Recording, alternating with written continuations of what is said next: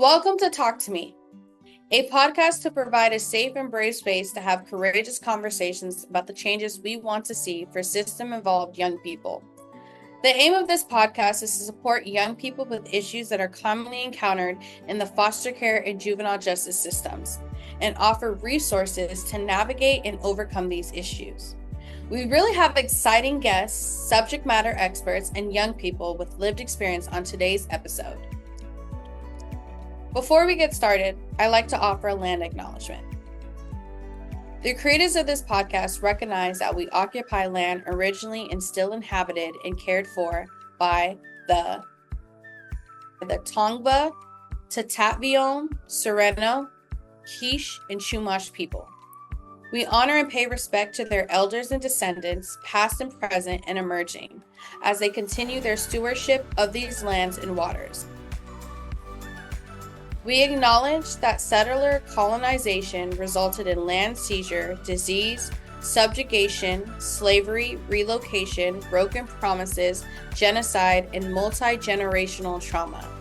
This acknowledgement demonstrates our responsibility and commitment to truth, healing, and reconciliation, and to elevate the stories, culture, and community of the original inhabitants of Los Angeles County.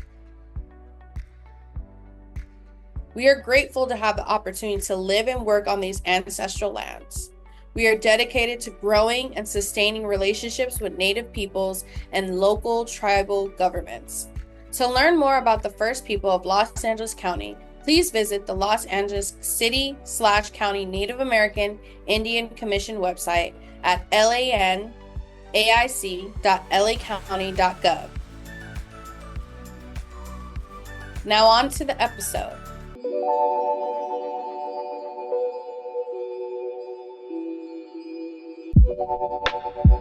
Hi, everyone. My name is Sherrie Bradford, and today we are welcoming you to the Talk podcast, which is the TAY podcast. And today we're going to be talking about concrete supports such as housing and stability and things that you need to be successful in life, but also be survived. And I wanted to go over and introduce the rest of the guests. So let's start. Hi, I'm Corey Davis, Skillhouse CEO, basketball coach, professional trainer, and basketball player. I'm Bishop Bill Smith, and I'm the founder of Nehemiah Project LA, providing housing and support services for former pauperies that we work with. Hey, I'm Alexis Obina, and I'm an advocate and true social worker. Excited to be here. Oh, thanks. Excited for you guys all to be here. So the first question, we're going to get right into it. What are some of the current challenges for the TAY population in accessing concrete support resources? I feel like the most common support is just having a system where you can come out and coaches and, role models can come out and talk to you and give you a place where you can provide stability, or a place where you can have a safe space and a spot where you can come together and learn and how to transition out of certain areas in your population or your household or wherever foster youth come from. Yeah, I really like what you said about coaches or mentors. I know that I sit on a few boards where we talk about mentoring being important, and then also just making sure that we talk about a lot too, services being either allotted by one thing. So when somebody gets a resource and then that's it, versus this resource is for 14 to 24-year-olds, because a lot of foster youth and a lot of system impacted youth go through a lot in between those transition age youth years. And then they need a lot of support as they're aging out. And then it's really just not there when they're aging out. And what was your guys' personal experiences when you were transitioning out? Did you feel like you had support? Or did you feel like more of the support was from word of mouth? Or you feel like there was no support? I know personally for me, I feel like there was support from school. It was always away from home, which was kind of different for me. But once I realized my support system was my friends and my coaches and my teachers, that's where I got it from personally.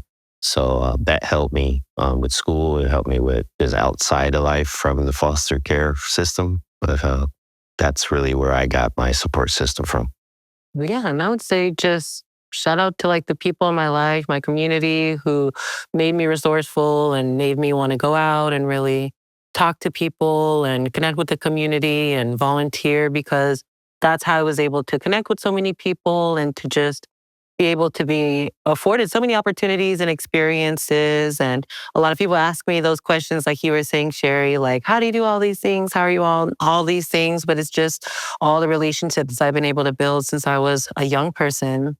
And Bishop, how do you feel that specifically in some of the work that you do, how do you feel your organization and some of the partnerships that you have with larger organizations to kind of combat the stable housing for you transitioning out of care? Well, the housing is a big piece because it provides stability in that person's life. And so we focus on temporary housing. Initially, it's up to 2 years or so. But then we realized that permanent housing is also very important for 5, 6, 7, 8 years. How do we help them to grow and be all the person they need to be, like everyone else needs to be, with a stable housing environment? So to me, that's the key, along with what was kind of shared earlier, even implicitly, is a community that supports them. And Nehemiah, we call it forever family. People when a person maybe that they thawed, moved on, got their own place, but we do our best to stay in contact with them. We don't kind of impose, but be a resource and support. It's like we do for our own family. I have 4 children, 3 grandsons, and I pastored for 35 years church. And the way I related to people was like a family. My family was 7 in our family. My mom came from a family of 14. So when someone that had issues and got in trouble, they go to foster care, went to our house, another house. So it wasn't on my radar as a pastor. And what I realized after helping young people get a laptop, I helped them pay rent, helped them buy a car. Finally asked them, I said, what's going on? Where's your family? They help you. I don't mind helping you, but where's your family? And they said, we grew up in foster care. We didn't have a family. And when I realized that, it changed my life. And I decided I wanted to really focus on addressing this need, but to help young people to be training, education, job development and so forth, all that's appropriate, coaching, financial literacy we provide and network with other organizations, but really help them become comfortable in building a community. Much of my life, and people are successful, is based on relationships. But too often, these young people are shy about doing that because they don't trust people. Oftentimes, they don't know how to develop that. They have other priorities and the like. So I help them in both their inner homes and outside of our homes to develop relationships. So we want to start with that example, be a family of people. And it works well for us. Those who will embrace it, which over time, most of them do. Because why should I not call you? They can call me on any time, text me. I don't have office hours, so to speak. I don't do that with my grandkids, with my own children, my nieces and nephews. And so I respond. When I do it right then, I do later. And that kind of concept is huge. Everyone's not ready for that. But guess what? People that may have gone to college, they're part of fraternities or maybe a football league and so forth, they stay in contact with those people. They may not talk with them every year or every day, every other month, but they have a wedding or something special, they're invited to. And guess what? I need a new job, or my friend needs that. Oh, give them a call. Ed refers you? Oh, I got you. That's how life works. And until we help them do that and model that for them, then, like anybody, whether they're foster care or not, they tend to struggle. So trusting people, building relationships, and being a good friend to people as well is key to life. And so we call ourselves Forever Family. And so we collaborate with other organizations, and we're in the process of developing a spinoff or division of Nehemiah to really work with other nonprofits, organizations. Because too often, everyone is in their silo, focus on what they're doing, which is great, but we don't collaborate. And so we can collaborate much more effectively, and that's what businesses do. Elon Musk is successful in what he does in the technology area, but he collaborates with federal government, with other industries, U.S. space travel is, even though it may not be friends with China, Russia, they collaborate. They collaborate for trigger vision. Because I'm going to be has an equipment on that spacecraft going into the moon. I want that data. I'm going to have people involved in that and so forth. So when we get that, even organizational leaders, you understand it's not threatening. Usually the higher calling is this community you want to serve. So my background in business, I think differently like that. But that's how those people in businesses and world solve a problem. That's what they do. So I want to help our foster community and those that serve the community well to collaborate better. And I think there's a way to do that. I really like what you said. And I think on the note of collaboration, I think that's super important. And I think one thing I wanted to highlight was that trust aspect. I think a lot of young people, when they exit out of care, especially based on this situation we just had recently, we were talking about the foster youth bill of rights and how like a lot of the young people in that episode were like, I didn't even know my rights and I didn't know how to advocate for them. But I think too, one thing they said was if they would have known their rights, they would have advocate for themselves, right?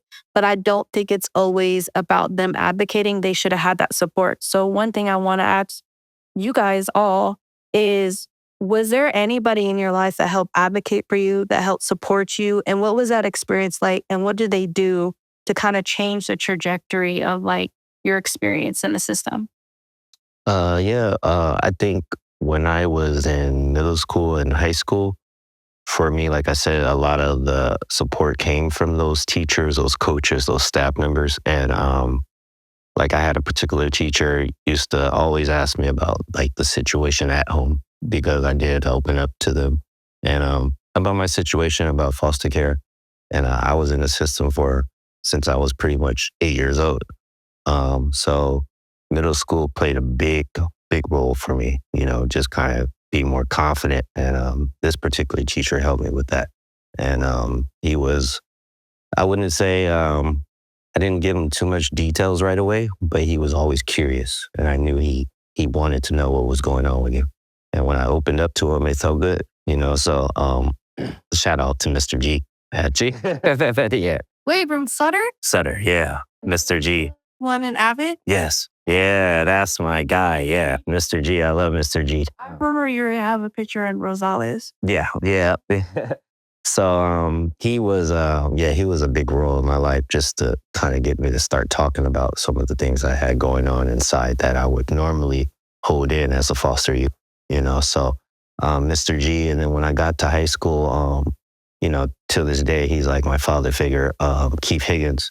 And I played under him as a basketball player. And that guy he changed my complete experience in foster youth. And he even had a meeting with my foster parents, just to kind of see what was really going on and what was, the root problems of some of the things as I got into my teenage years. Because I was one of those guys or one of those youth who did run away, prematurely. And the court system made me go back. But it was a whole thing. And Keith Higgins, his family was there for me. And, like I said, my support system came from friends and staff from school, and to a point where I wanted to be in school more than I wanted to be at home. So that was my personal experience. But, there's a lot of people out there who care. And sometimes it's not always coming from the home. So for foster youth who are going through that situation, that's kind of where I found comfort for myself. And that was my safe space. So those two people really helped out. Yeah, I think just life for me, like tying them all the like theories together before this one, just remembering like I was a like mixed race person born in the 90s to like a white mom. And like, it was just different back then. And so just understanding then like, oh, I'm from somewhere different and like coming from more of an affluent background, like telling my foster parents, I never made a bed before. They were like, what? Oh, no, that's not true. Like, well, it is for me. I don't know. Like, and like being a Black like person, they just thought I was like poor and like I was lying because like, how could I have had this extravagant lifestyle? But then like going in foster care, I was broken down and I was told like things that made me feel like, maybe I wasn't a person. And I remember when I came to meet my friend's mom, who's not a foster parent, she's just my friend's mom, but I call her my foster mom. It was like me and just one other girl she took in at a totally different time. And she tells me, we talk about it to this day where like I've said, like, I understand that I'm just a check. I don't care. Like I was just a sad little kid, but I've always been real. So it's like, I've always been the person who's like, I understand I'm just a check, but also you're not just going to play me. And so like, I've always advocated for myself, and we laugh because I did have a racist social worker who would withhold things from me. And I'd say, hey, I do know my foster, he's still a right. You can't do this to me. You can't withhold this from me. I want to talk to these people. And she just made it so difficult for me to live advocating for myself. And it made me feel like, what am I doing? Like, why am I advocating for myself? Positive results are supposed to happen, yet the negative is happening. This isn't making sense. And so just being able to join advocacy groups, understanding how to better advocate for yourself, understanding the steps to advocacy, getting those people behind you, like my friend's mom, who's my foster mom, she was always there. She'll stand behind me forever. She remembers that social worker. She remembers like what she did to me was wrong. She did multiple things that were wrong to me. And it wasn't just like, oh, there's just this kid who just keeps talking about her racist social worker. It was like, no, now it's this kid and somebody behind her. So obviously there's a problem. And so just having those people in your corner who are going to advocate for you, even when it feels like you're the only one advocating for yourself, like just reminding yourself that you're doing it for a reason and for a good purpose, and not to give up no matter what happens. Everyone asks me a lot, it might be a little TMI, but people ask me when they send me things like, how come these accounts block you? Because sometimes you have to advocate for yourself. And sometimes organizations don't like that, but I'm going to advocate for myself regardless if they block me or not, because what sometimes organizations do are wrong. Mm-hmm. I really like that. I really like standing on business. And I think that goes and comment to our next thing where it's like the gaps. Because obviously, that housing is one of the biggest things that a lot of young people face, right?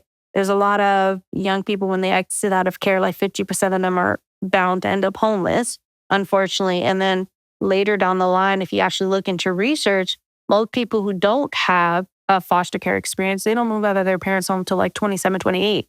And then they say 50% after that, within the 2 to 3 years, move back in. So if you have people who have that family, that have that stability, staying to the 30, 31, 32, whatever it is, what's happening to the young people that are like 18 that are full, hey, you can figure it out, right? So in your specific like role at Nehemiah Project, what are some of the gaps you see? And then for you guys, what were some of the biggest challenges in securing housing? Like, what did that look like? What was that process? Well, for us, I began to realize the need is greater than just one sector, a couple sectors of the community. So really help educate people how they can be a part. And also people that have families. A lot of people have gotten older. It's also get older every year, but have a house especially empty just to them. Could they rent a room? And if that's the case, then they can be trained and orientated. It's an opportunity to invite someone into your house. But also those who have a kind of a larger respected family, like nieces and nephews, they need help as well. Sometimes some of them need help, a place to stay. And, because my mom did that for her relatives, that's what I did. I had nephews stay with us. I had, my children would leave and come back because, needed the money. And he paid some money and just needed a place to stay.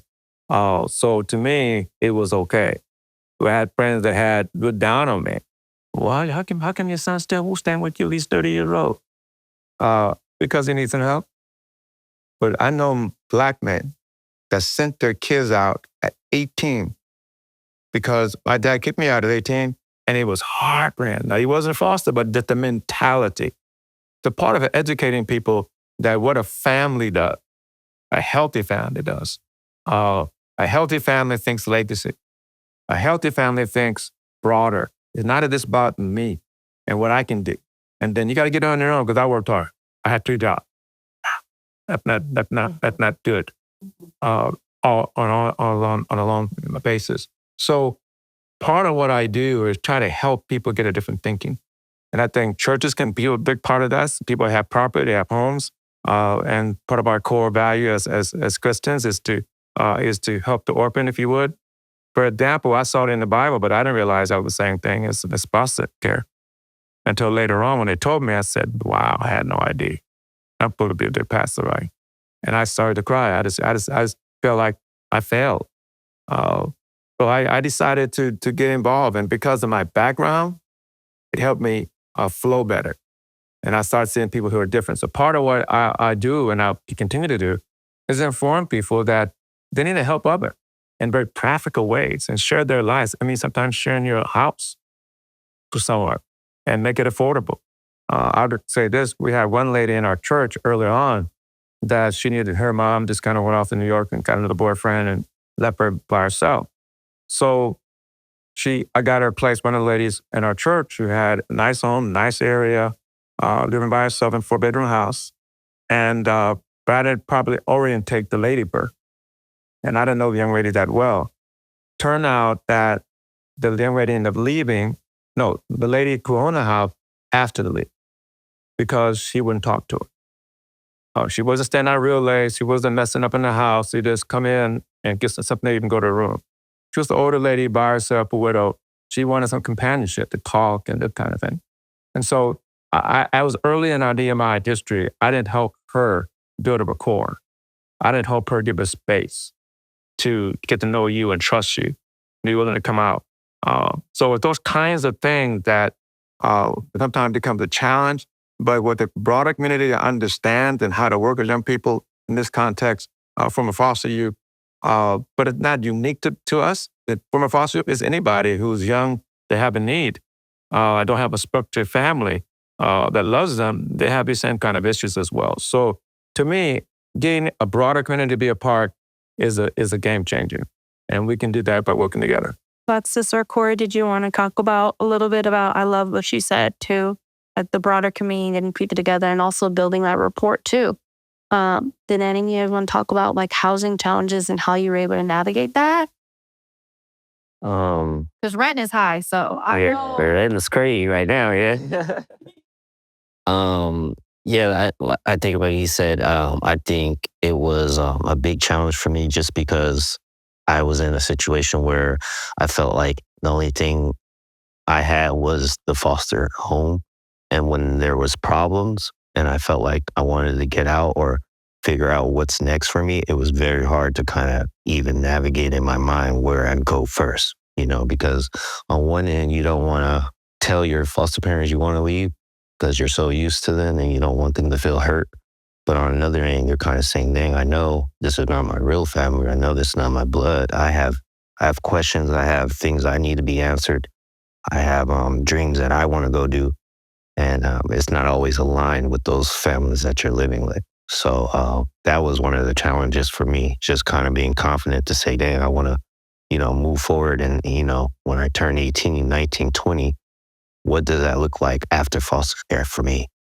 So that was one of my challenges. And like, as I said, when I ran away, I didn't even have a plan. I just did it because I was so frustrated and I needed to release and see it for myself, and it wasn't like I was very school oriented. As you said, I had family from school, my coaches, my mentors. So when I ran away, I still went to school, like the normal day. Nobody knew.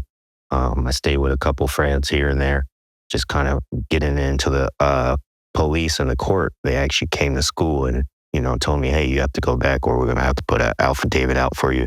And we're going to have to arrest you and take you back. But we didn't realize she came to school, and I've always been a good student. I was a 3.5 GPA and I was playing on the basketball team. So I had to be at school, so it was just trying to get away from the family itself and kind of figure out, okay, when I turn 18, what am I going to do next? And so the challenge is just really about just the knowledge, just understanding, going somewhere, having someone to talk to about it. And I think once I started feeling comfortable and I let it all out, even to my foster parents, things got a little bit easier, but it was still challenges when the process was all done. And I ended up going to college. I had a lot of challenges in college, just being able to stay in a home or being a stability.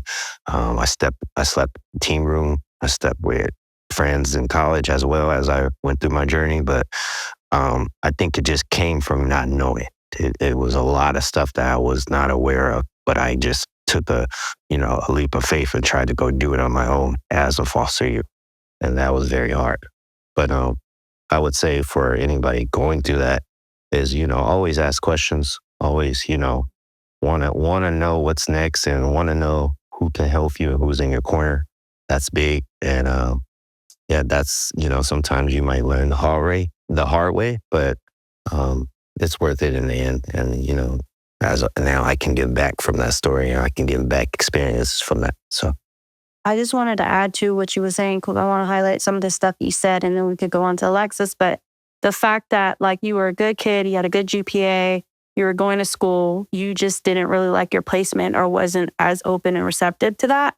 But I did want to highlight the fact that you said that the cop thing, where it's like, oh, they were going to arrest me, take me back. That already is trauma in itself. That shouldn't even didn't have happen. Also, furthermore, I think we were talking about in an earlier episode, when you have these difficult conversations, I think there's also fear in a lot of young people as far as retaliation. If I do really address what I really feel, are they going to retaliate against me? Am I going to still be here? I mean, I'm running away now, but will I even have a place to come back to? So I think as we're thinking about these things and having these conversations, it's a lot of fear and a lot of different scenarios playing. And then also too, I think when you aged out, there wasn't as far as like education, as far as like you were in college. I think there's a lot more money and incentives given for foster youth going to college now than there was probably like 10, 15 years ago. for sure. Yeah. So I think too, it's like word of mouth and just knowledge. And I just feel like at that time, there was not a lot of people like equipped with the knowledge to be like, oh, you're a former bot youth? Look at the Chafee check. Oh, the Biddy Mason does the scholarship. Or, oh, there's the bog fee waiver if you're going to, so I think now it's more like, hey, if you're foster, you can go to school for free. But before, if you were in college, you were just like, how am I going to pay for this? To where a young person, it could be, you could have the best grades, doing the best thing and not be able to accomplish that because you just don't have a way to afford it. So, and then you're already broken down. So I think those are some things I wanted to highlight, but go on, Alexis. Thank you. I just want to correct you. Sorry, Sherrie. It's not for free. It's for a set amount, because sometimes foster youth think that they can go to school for free and then they like run out of money. That's a whole nother topic. But yeah. So yeah, when I was in social work school, speaking of school, I did learn that the average age that people leave their house was 30, according to the study that I was looking at. And yeah, I think it was really interesting. I liked college a lot, so much better than I liked high school. But even reflecting now, I think of how I wasn't given the privilege to go through college and do some of the things in college that my peers were able to do, because I was so focused on housing and trying to support myself and go to school and work jobs and like just so many things that were happening in my life. And so I think just being able to advocate for myself and also being real on like situations that were happening supported me in like so many things, like getting college extensions, finding housing. I tell a lot of people that I was a consultant before it was cool. And that was because I worked on a construction site as a security person, and I lived there in an RV, and we exchanged like living for money and for me to be there. And so it was really interesting. Yeah, just by talking to people like, hey, I need housing, you need a service, let's do this, right? What's up? And I met some guy, who lives in an RV, and he was like, I'll do this. And like, it just turned into this huge thing. Yeah. And I was able to like buy my first car and just so many things by just being open, again, going into the community, talking to people. And then, yeah, just, it was hard trying to find housing, especially I was looking for housing during COVID. And living in an RV is hard. So any city officials who are watching this, I really want to say that it was really hard living in an RV, because there are so many RV rules that the city breaks that we're not even going to get into that. But it made it so hard for me to live in an RV. And that was my only method of living. And it was very like tough. So anyway, having to move back to LA and like find housing, was, again, tough. I was just talking to my landlord, and our rent has been raised twice, 12% in 2 years. And it's a 100-year-old building. We had rats, we had roaches. Some people moved into bed bug infested units. So it's really interesting how they're able to do that. But when I was talking to my landlord, I was saying, hey, it's just me. I'm a foster youth. I can't do all this on my own. And she was even, at first they weren't empathetic, but now they are a little bit after we've unionized. And she was saying, yeah, she was cool. She was like, I understand with everything going up, even we feel it, but try to write a note and we'll try to see if we can negotiate your rent. And I was like, oh, okay. But she was like, but this has to stay between us. So I'm like, oh, that's not cool, but I'm going to try to negotiate my rent. And just by doing that, because I told him I'm a good tenant. I don't bother anyone. I don't do anything. So I don't understand why our rent is going up so high and it's just me. So again, just being able to advocate for yourself and be real on what's going on in your life. I've talked to so many other foster youth where they've done that and they were able to get their rent decreased or not need a cosigner or just so many other things. Yeah, well, thank you guys all for being a part of this. I just wanted to see if you guys have 30 seconds where you do a call to action about housing, concrete supports, and what you hope. There's going to be a lot of youth watching this. There's going to be city officials, board of supervisors, all these people looking at these videos. What is your call to action for providing support for young people who need concrete support resources? I'm not an advocate. I mean, I'm not a person tied to any place. So I would say stop paying city officials $240,000 plus to do a job that social workers and community partners should get paid for. There's no reason that community partners and caseworkers should be getting paid less than minimum wage to support thousands of people and have nothing to show for it. And they're on the brink of homelessness themselves. So I would urge that, like you said, people open their doors, people help the community. We talk a lot about not wanting to see the homelessness problem. Well, let's start doing something about it, whatever that may look like in your community. I agree. Homelessness is a major issue from a foster youth. Providing a broader community, like those that have a property or rooms to rent, and orientate them, so not just throw them in there, orientate them, have a support system for them. And that's how a collaborative approach to make that happen. Because it takes time to make a phone call, to go visit, and have resources. So raising dollars in foundations, by people to make that happen is how we can scale it. I believe the problem is easily solved over time by working together and getting the community people involved, developers involved, and challenge them to do good. Those that own property, challenge them to do good. And that we have a support system. They'll realize I can do good and do well at the same time, but also I can help people. Yeah, and I think, like he's saying, just the support overall, just from transitions and soon as you're in foster care all the way into you're out. I think a lot of kids don't understand the system right away, and you kind of get stuck of just what they're telling you.